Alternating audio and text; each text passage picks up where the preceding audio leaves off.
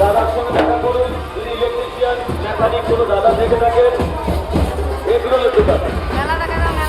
দোকানে দেখা করুন। হাট মন্দির সামনে এগুলোর দোকান, ইলেকট্রিশিয়ান কোনো মেকানিক দাদা থেকে থাকলে নাট মন্দিরের সামনে এগুলো